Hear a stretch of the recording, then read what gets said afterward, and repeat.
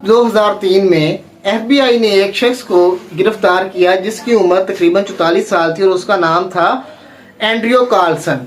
उसको इस शक में गिरफ्तार किया गया कि शायद ये स्कैमर या इनसाइडर ट्रेडर तो नहीं, क्योंकि उसने एक लॉटरी खरीदी जिसकी कीमत 800 रुपये थी और 2 हफ्तों के अंदर अंदर उसकी कीमत $350 हो गई।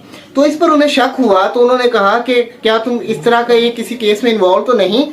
तो उस शख्स ने कहा नहीं, मैं 2256 से आया हूँ और मुझे पता था कि ये लॉटरी निकलेगी और इसलिए मैंने बड़ा सोच समझकर पैसे को इन्वेस्ट किया और इस पर उन्होंने उसे गिरफ्तार कर दिया। लेकिन हैरत की बात ये थी कि उसने कहा मैं टाइम ट्रैवलर हूँ।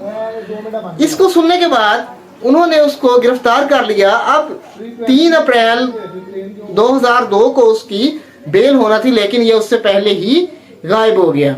तो जब उन्होंने रिकॉर्ड वगैरह चेक किया तो 2002 से पहले उस शख्स का कोई रिकॉर्ड भी वहां पर मौजूद नहीं था। टाइम ट्रैवल क्या एक मिस्ट्री है या हकीकत है?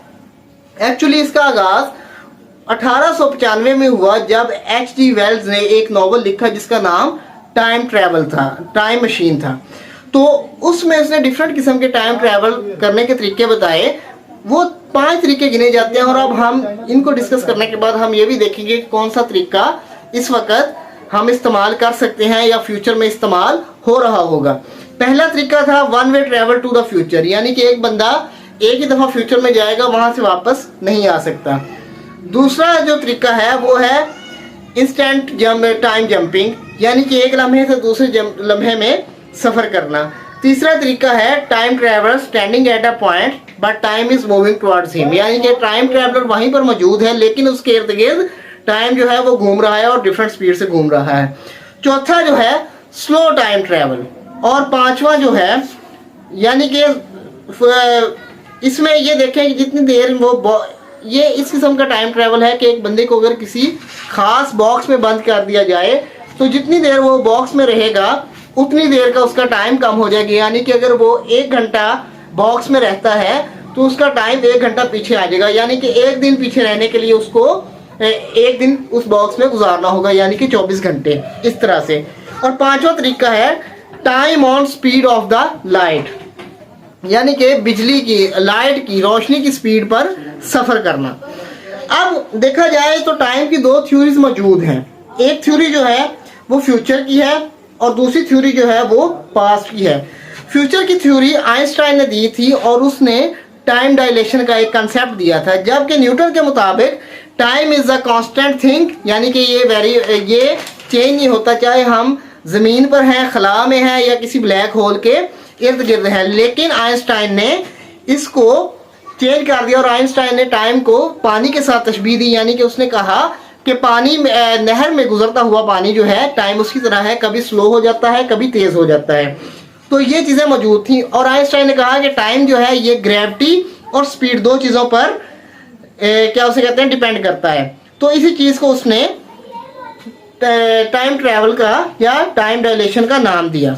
उसने कहा कि अगर कोई बंदा स्पेस क्राफ्ट में है और वो स्पेस क्राफ्ट रोशनी के स्पीड से उड़ रहा है तो उसमें टाइम जो है वो स्लो हो जाएगा। और ये ऐसा हुआ भी, ये मैं अब अपने पल्ले से आपको बात नहीं बताने लगा। यानी कि अगर एक घड़ी को जमीन पर रख दिया जाए और दूसरी घड़ी को किसी एयरक्राफ्ट में छोड़ दिया जाए तो जब वो एयरक्राफ्ट एक पूरी जमीन का चक्कर लगाकर वापस आएगा तो तब इसमें चंद एक नैनो सेकंड्स का फर्क पड़ चुका होगा। और ये इस तजर्बा को करने के लिए 1971 में एटॉमिक जो थी क्लॉक्स जो थे वो इस्तेमाल किए गए थे और इस एक्सपीरियंस को हैफल काइनेटिक एक्सपेरिमेंट कहा जाता है। और इस चीज़ ने आइंस्टाइन की थ्योरी ऑफ डायलेशन को बिल्कुल सही साबित कर दिया था। अब होता क्या है कि टाइम जो है आइंस्टाइन के मुताबिक टाइम एक कांस्टेंट चीज़ नहीं है, ये रिलेटिव चीज़ है। यानी कि हमारे जिस तरह से हमारी आँख का ये प्यूपल जो है ये रिलेटिव है, यानी कि ये बड़ा होता जाता है। जब हम किसी चीज़ को देख रहे हो तो आइंस्टाइन कहते हैं कि ये भी इसी तरह से है। और इसका मतलब यह है कि अगर हम ज़मीन पर बैठकर किसी चीज़ को देख रहे हैं तो हमारे रिलेशन में फ़र्क आ रहा है और वो फ़र्क जो है वो स्लो टाइम का नतीजा है।